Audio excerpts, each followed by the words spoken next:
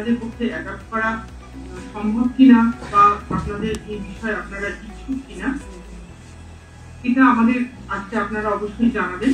এবং ইকুইটি মানে মালিকানা, অর্থাৎ আমরা যেমন 2-4 জন মিলে একটা ব্যবসা করলাম, তার ওই 4-5 জনই মালিক।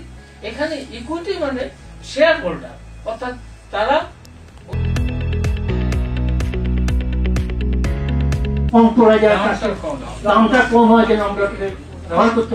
আলোচনা করে যদি একটু দেখেন স্ট্যাক গুলো দিয়ে আমাদের কিন্তু কস্টলি মানে চাষের পক্ষে খুব অসুবিধা হয়ে যাচ্ছে, কস্টলি হয়ে যাচ্ছে। আমি যা সমিতি ব্যবসায়ী ছেড়ে দিতে চাইছি ট্যাগের জন্য। আমরা এটা নিয়ে বিভিন্ন জায়গায় আমরা তুলছি, এটা গভর্নমেন্ট লেভেলেও।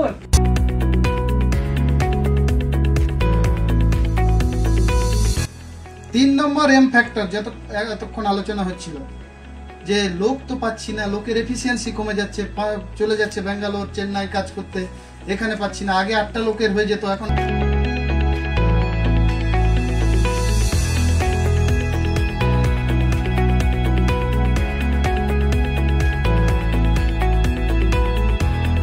সেক্ষেত্রে আমাদেরকে অনেক কিছু যেগুলো ওদের হয়তো জিজ্ঞেস করলেও হতো বা না করলে হতো, সেগুলোকে আমাদের ম্যাক্সিমাম জনকে হয়তো বলি।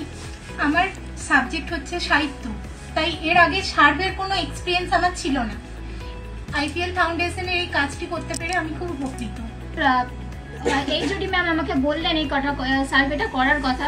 আমি প্রথমে একটু ভাবছিলাম যে কি করতে হবে না হবে, আগে সার্ভে করেছি তবুও ফার্মারদের। আইপিএল ফাউন্ডেশনের তরফ থেকে এখানে উপস্থিত হয়েছি এই সমীক্ষায় একজন সমীক্ষক হিসেবে নিযুক্ত করার জন্য আমার স্যারকে, আমার কিরণ স্যারকে এবং অজিত স্যারকে অসংখ্য ধন্যবাদ জানাই।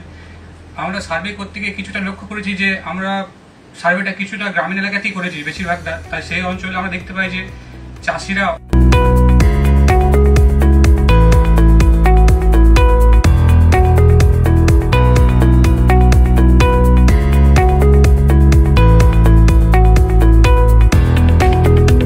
successfully conducted the farmers meet of today's IPL Foundation Omnit internship program, and I must admit that students have enthusiastically participated, and not only students, they have brought their fellow farmers whom they have interviewed during their survey process.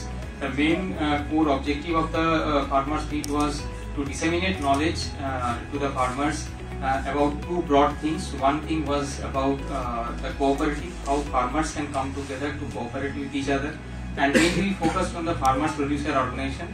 And along with that, we have focused on another aspect, that is in the present climatic condition, how farmers can increase their income through horticulture and through other means, maintaining their existing farming production.